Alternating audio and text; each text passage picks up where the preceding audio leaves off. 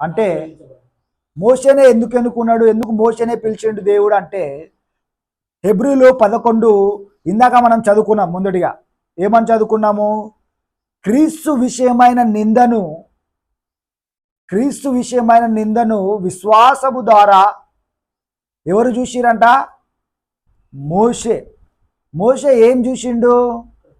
సిలువలో యేసు ప్రభువారు క్రీస్తును గూర్చిన నింద, యేసయ్య నీ కొరకు నా కొరకు సిలువలో నింద పాలయ్యాడు అని ఈ యొక్క మోషే విశ్వాసము ద్వారా దేవుడు నా నిమిత్తము సిలువలో చనిపోయాడు అనే సువార్త నిమిత్తము ఆయన, అది గొప్ప మేలు, గొప్ప భాగ్యము. నేను ఫరో కుమార్తెగా ఉండట కంటే క్రీస్తును గూర్చిన నింద, ఆయన ప్రజలతో నేను కూడా శ్రమ నొందుట నాకు ఎంతో మేలు, ధన్యత అని ఆ కుమార్తెకు కొడుకుగా, ఫరో కుమార్తె కొడుకుగా ఉండడము ఇష్టం లేదని, ఆ పాప భోగములను నేను అనుభవించనని చెప్పి విడిచిపెట్టి వచ్చినట్టు 11వ అధ్యాయము మనం ఇందాక చదువుకున్నాం. 24వ వచనం ఏమ రాయబడి ఉంది అక్కడ? ఈ యొక్క పాప భోగములను నేను అనుభవించను, ఫరో కుమార్తెగా అనుభవించను, క్రీస్తు నా కోసమై నిందల పాలయ్యాడు, క్రీస్తు విషయమై నిందను నాకు మేలు అని ఈయన ఎప్పుడు వచ్చిండు? క్రీస్తు ఎప్పుడు వచ్చిండు? క్రీస్తు ఎప్పుడు చనిపోయాడు సిలువలో?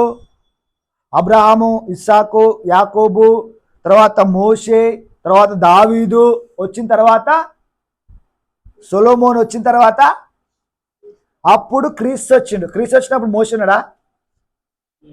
మోషే ఎప్పుడు వచ్చిండు? కొత్త నిబంధన ఎప్పుడు వచ్చింది? మోషే ముందు వచ్చిందా, మోషే తర్వాతనా? మరి మోషే క్రీస్తు గురించి ఎందుకు చెప్తుండే ఇక్కడ?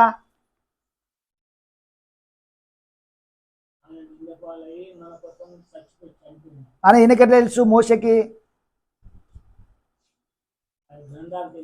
విశ్వాసం ద్వారా తెలుసుకుండు. విశ్వాసం ద్వారా మనం ఏం చూస్తాము? రాబోయే సంగతులను మనం చూస్తాం. యేసయ్య ఏమంటాడు? నేను అబ్రహాం ఉన్నప్పుడే ఉన్నా అంటాడు.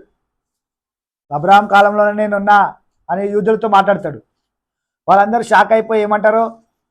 నీవు అబ్రహాం ఉన్నప్పుడే ఉన్నావా? నీకు 30 ఏళ్ళు కూడా లేవు, 40 ఏళ్ళు కూడా లేవు, నువ్వు అబ్రహాం ఉన్నప్పుడే ఉన్నావా అని చెప్పి ఆయన మీద వ్యతిరేకంగా మాట్లాడతారు. అంటే ఆయన ఎవరు? ఆది అల్ఫా ఉన్నాడు, ఆయనే తండ్రి కుమారుడు, ఆయనే ఆది సంభూతుడు, భూమి